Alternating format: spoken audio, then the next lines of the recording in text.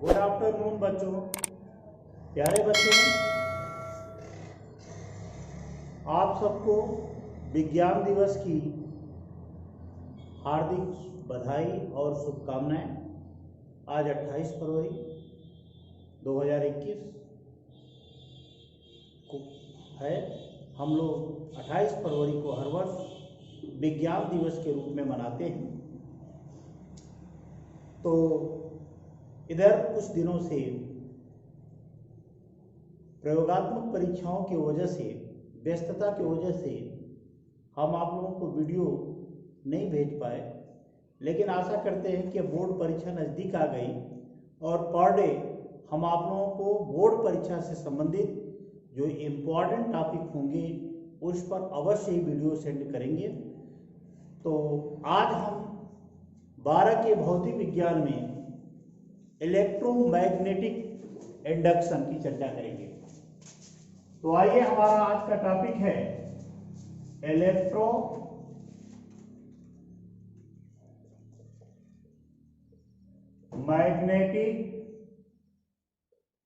Induction.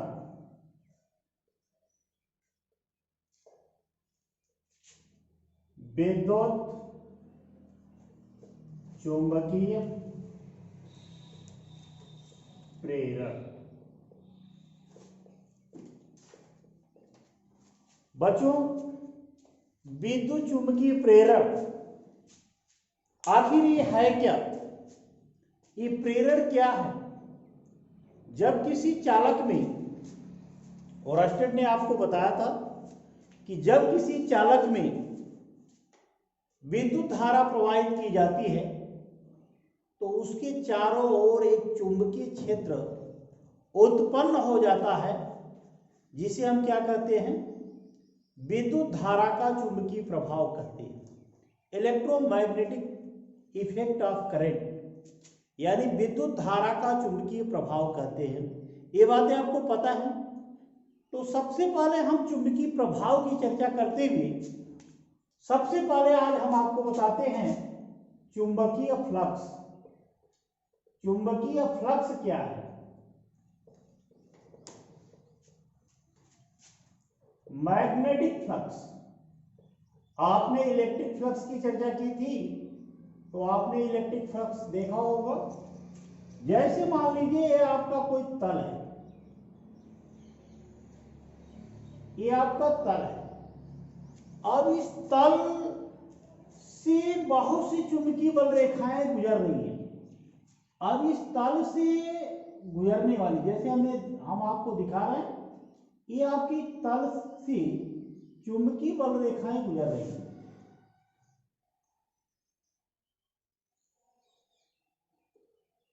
तो तल के लंबवत ये जितना कोण बनाती है, तल के लंबवत से जितना कोण पर ये चुंबकीय बल रेखाएं गुजरती हैं, उसको हम क्या कहते हैं? चुंबकीय फ्लक्स कहते हैं। तल के लंबवत गुजरने वाली चुंबकीय बल रेखाओं की संख्या को चुंबकीय फ्लक्स कहते हैं। अर्थात यदि हम मान ले बच्चों,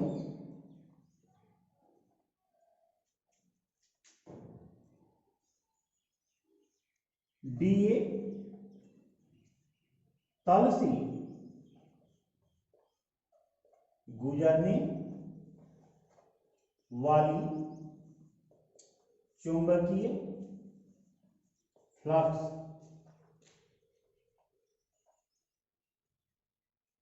D5, तो ये हो जाता है बच्चों D5 equal to B dot DA। ये आपका सदिश गुणन होता है, अदिश गुणन होता है। तो इसको जब हम पूरा डिफाइन करते हैं तो B DA cos थीटा आता है। अब इसको हम समाकलन कर दें तो ये हो जाएगा D5 और B close the integration B DA cos theta, यहां से five is equal to B cos theta. तो ये आपका अभिष्ट फार्मूला होता है। अब यहां से देखिए, यदि थीटा बराबर 0 कर दें तथा ए बराबर 1 मीटर स्क्वायर, तो फाई इक्वल टू हो जाएगा बी इंटू 1 इंटू कास 0, यानी फाई इक्वल टू बी। अतः इसका डेफिनेशन क्या दिया जा सकता है बच्चों? चुंबकीय फ्लक्स का मान चुंबकीय बल रेखाओं की संख्या के बराबर होता है। कब? जब तल का क्षेत्रफल और क्षेत्रफल के लंबवत गुजरने वाली चुंबकीय बल रेखाओं की संख्या, है ना, के बराबर होती है।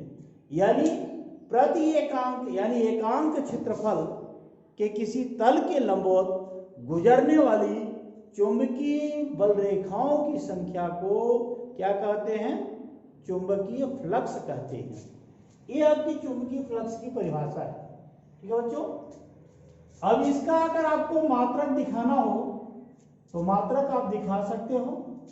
मात्रक आपका वैसे तो बी का मात्रक होता है न्यूटन प्रति एम्पियर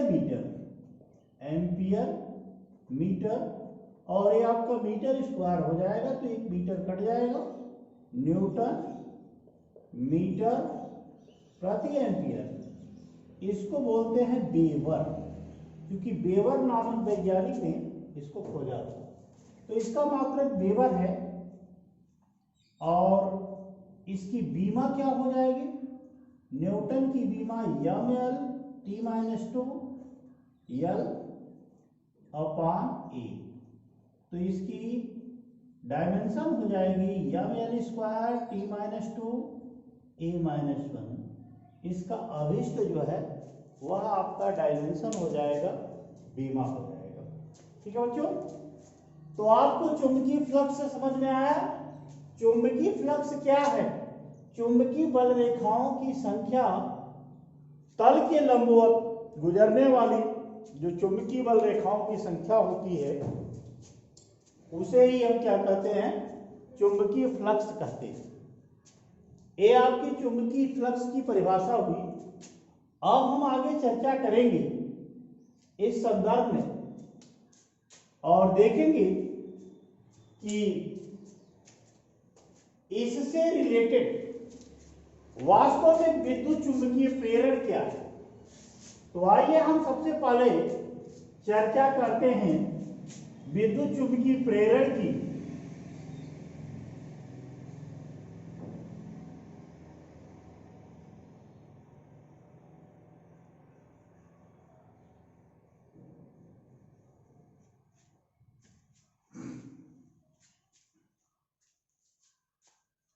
विद्युत चुंबकीय प्रेरण, विद्युत चुंबकीय प्रेरण। देखिए, ये आपकी एक यहां पर बैटरी है, यहां पर एक कुंडली लगाई गई है। इस तरह से हम कुंडली को लगा रहे हैं। ये आपकी कुंडली है, कोई क्वाइल है और इसको कनेक्ट कर दे रहे हैं। तो यहां से धारा प्रवाहित होती है।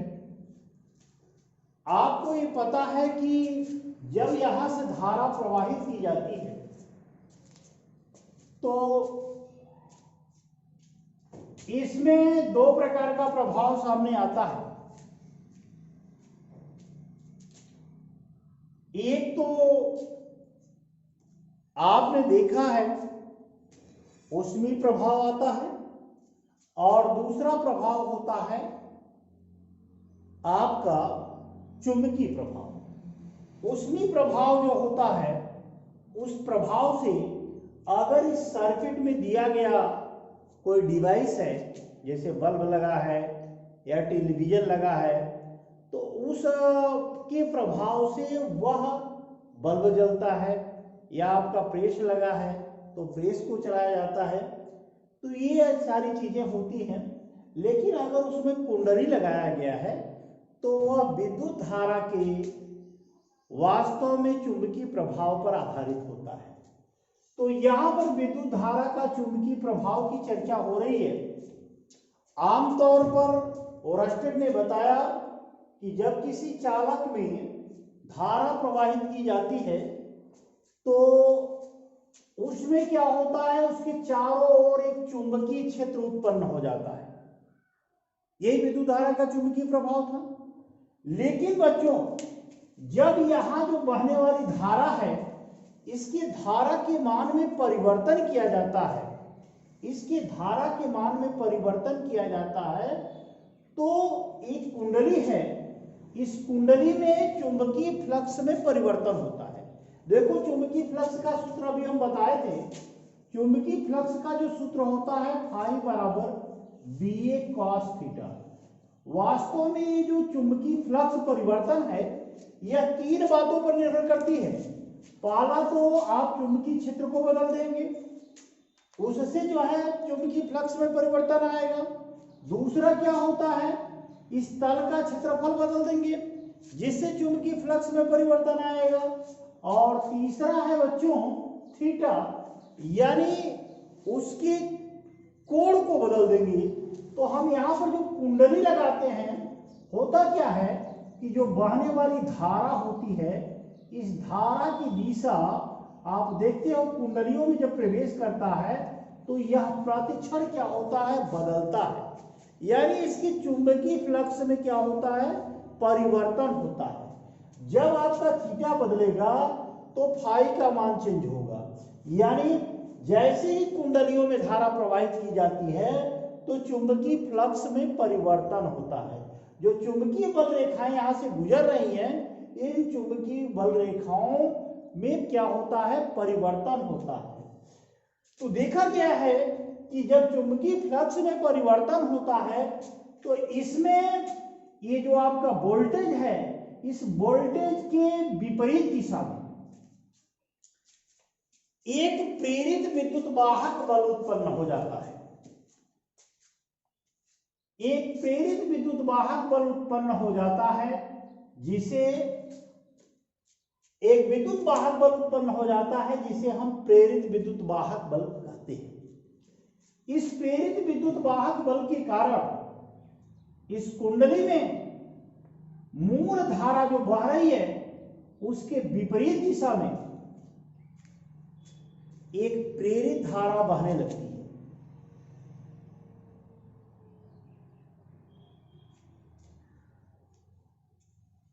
इस प्रभाव को हम क्या कहते हैं, विद्युत चुंबकीय प्रेरण कहते हैं।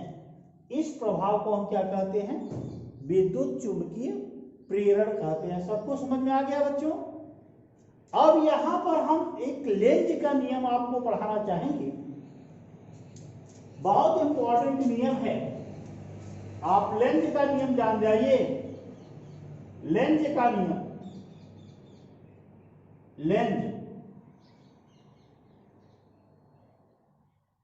लेंज का नियम क्या है?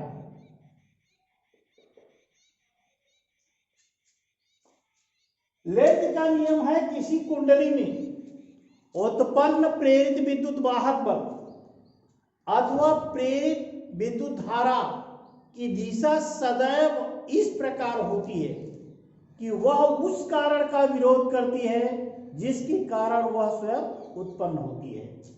अब बच्चों यहां हम बताना चाहेंगे कि जैसे आपकी ये धारा ऐसे बह रही है, इधर से धारा बह रही है आई धारा, और इस धारा को हमने परिवर्तित करके आई डैश कर दिया, यानी डेल्टा आई को हमने कम कर दिया। कितना कम किया? डेल्टा आई धारा को कम कर दिया। तो इस धारा के मान में परिवर्तन करने से चुंबकीय फ्लक्स के मान में परिवर्तन हो जाएगा।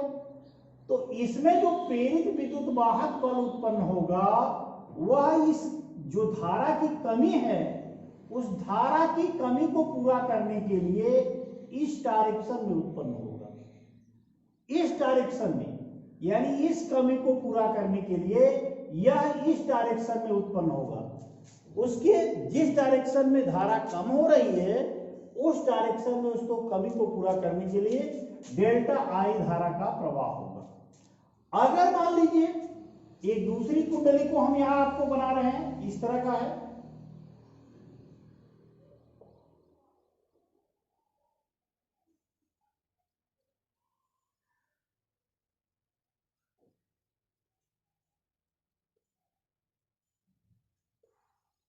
और यहां पर आई धारा बह रही थी, इस धारा को हमने बढ़ा दिया डेल्टा आई। तो यह जो बढ़ी हुई धारा है उस बढ़ी हुई धारा के विरोध में डेल्टा आई प्रेरित धारा की, इस बढ़ी हुई धारा के ये विरोध में इस डायरेक्शन में, ये आपकी प्रेरित धारा है, प्रेरित धारा, और ये भी आपकी प्रेरित धारा है, लेकिन धारा घटते समय, और ये है आपका धारा बढ़ते समय।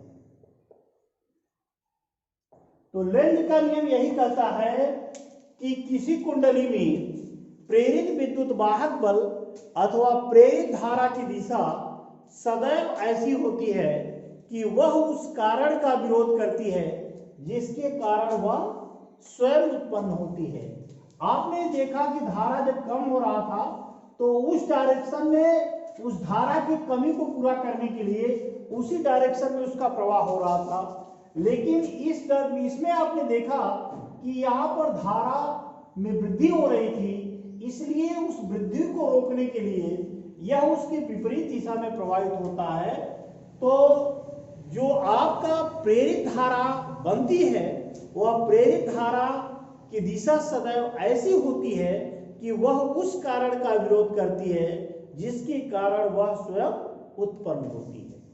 ठीक है बच्चों, तो ये आपका लेंज का नियम समझ में आया। इसके बाद हम आपको फैराडे का नियम बताने जा रहे हैं। फैराडे का नियम, ये बड़े अंग्रेज वैज्ञानिक थे, इन्होंने बड़ा इलेक्ट्रोमैग्नेटिक पर काम किया है। इनका नाम था माइकल फैराडे। इन्होंने बहुत विज्ञान में क्रांति दी है। आज हम इलेक्ट्रोमैग्नेटिक इफेक्ट पर जितनी डिवाइसें बनाते हैं या कार्य करते हैं उन सब में इनके नियम का एक महत्वपूर्ण स्थान है। तो वो माइकल फैराडे ने क्या कहा था उसकी बातों को हम चर्चा करेंगे। माइकल फैराडे ने पहला एक यहाँ कहा था कि किसी कुंडली से बद्ध प्रेरित विद्युत वाहक किसी कुंडली से बद्ध, जैसे मान लीजिए कुंडली है, इससे बद्ध, यानी इसी कुंडली से बद्ध का मतलब इसी कुंडली की चर्चा की जाएगी, किसी और की चर्चा नहीं की जाएगी। किसी कुंडली से बद्ध जब चुंबकीय फ्लक्स के मान में परिवर्तन किया जाता है, तो हमने जैसा कि बताया कि चुंबकीय फ्लक्स में परिवर्तन करने के हमें 3 कारण हो सकते हैं। पहला कारण तो ये है कि वैद्युत क्षेत्र बदल दें, लेकिन अगर हम कोई डिवाइस रखे हैं, बनाए हैं, तो उसमें फिक्स एक मैग्नेटिक यूज होता है, तो वहां पर हम मैग्नेटिक फील्ड को बदल नहीं पाएंगे। इसी तरह से तल का क्षेत्रफल, अगर हम कोई डिवाइस बना रहे हैं, समरसेबल बना रहे हैं या और कोई डिवाइस बना रहे हैं, तो उसका हम बार बार क्षेत्रफल चेंज नहीं कर सकते। एक बार बना करके जो भेज दिया गया उसी को हमें यूज करना है, तो उसका क्षेत्रफल भी फिक्स रहेगा और मैग्नेटिक फील्ड भी फिक्स रहेगा। फिर क्या परिवर्तित किया जा सकता है? परिवर्तित किया जा सकता है इसमें जो है कुंडलियों का यूज करके हम जो है इसके थीटा का मान यानी कोण के मान को परिवर्तित कर सकते हैं, जिससे चुंबकीय फ्लक्स में परिवर्तन हो सकता है। तो मैग्नेटिक इफेक्ट के मैक्सिमम जितने डिवाइस बनाए जाते हैं वे सब कुंडलियों का प्रयोग करके, चाहे आपका फैन हो, चाहे वो समरसेबल हो, चाहे और भी कोई इस तरह की डिवाइसें बनी हो, उन सब में हम कॉइल का यूज करते हैं, उन सब में हम कुंडलियों का यूज करते हैं। ठीक है बच्चों, तो फैराडे का जो पहला नियम है वो ये नियम यही है, जब किसी कुंडली से बद्ध चुंबकीय फ्लक्स के मान में परिवर्तन किया जाता है। अब इसके चुंबकीय फ्लक्स के मान में हम क्या करते हैं, परिवर्तन करते हैं, तो उसमें एक प्रेरित विद्युत वाहक बल उत्पन्न हो जाता है। जैसे ही कुंडली में के चुंबकीय फ्लक्स में परिवर्तन करते हैं, वैसे ही इसमें एक प्रेरित विद्युत वाहक बल उत्पन्न हो जाता है। अब यह प्रेरित विद्युत वाहक बल उत्पन्न हो जाने के कारण इसमें प्रेरित धारा बहने लगती है। इस कुंडली में क्या होती है, प्रेरित धारा बहने लगती है। जैसा कि हमने बताया कि धारा घटते समय प्रेरित धारा की दिशा इधर होगी और धारा बढ़ते समय इसकी दिशा इधर होगी। तो उसमें जैसा रहेगा उसके अनुसार धारा की दिशाएं हो जाएंगी, लेकिन उसमें एक प्रेरित विद्युत वाहक बल जैसे ही उत्पन्न होगा वैसे ही कुंडली में प्रेरित धारा बहने लगेगी। प्रेरित धारा कुंडली में तब तक बहती रहती है बच्चों जब तक कुंडली के चुंबकीय फ्लक्स में परिवर्तन होता रहता है। यानी जब किसी कुंडली से बद्ध चुंबकीय फ्लक्स में परिवर्तन किया जाता है तो उसमें एक प्रेरित विद्युत वाहक बल उत्पन्न हो जाता है, जिससे कुंडली में प्रेरित धारा बहने लगती है। कुंडली में प्रेरित धारा तब तक बहती रहती है जब तक कुंडली के चुंबकीय फ्लक्स के मान में निरंतर परिवर्तन होता रहता है।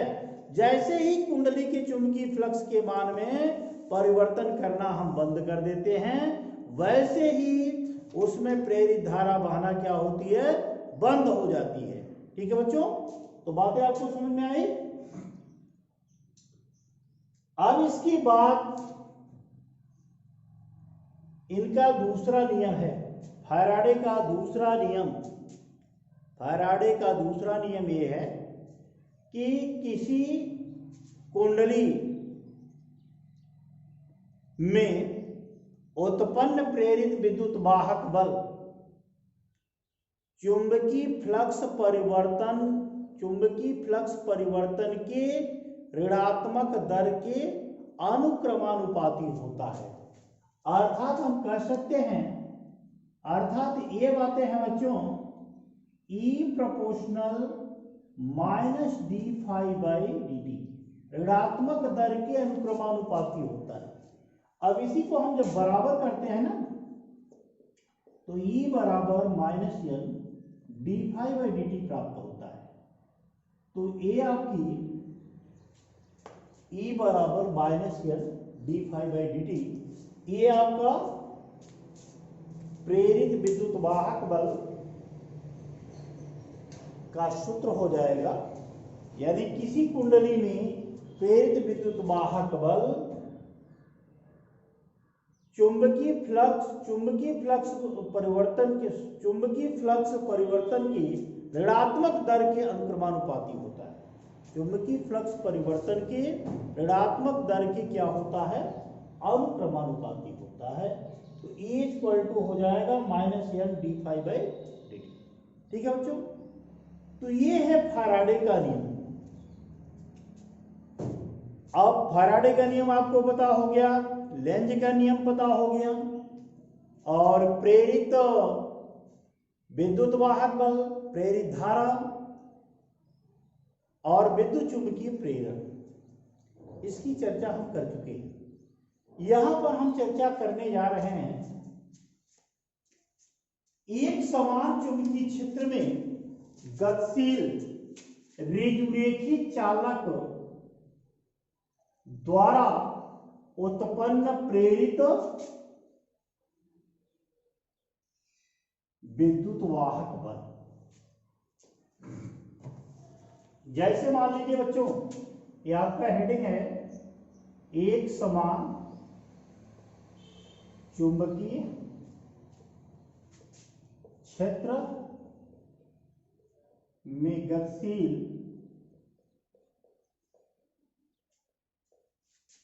प्रेरित विद्युत वाहक बल। एक समान चुंबकीय क्षेत्र में गतिशील प्रेरित विद्युत वाहक बल। देखिए आपका ये चुंबकीय क्षेत्र को मैं दर्शा रहा हूं, ये आपका चुंबकीय क्षेत्र है।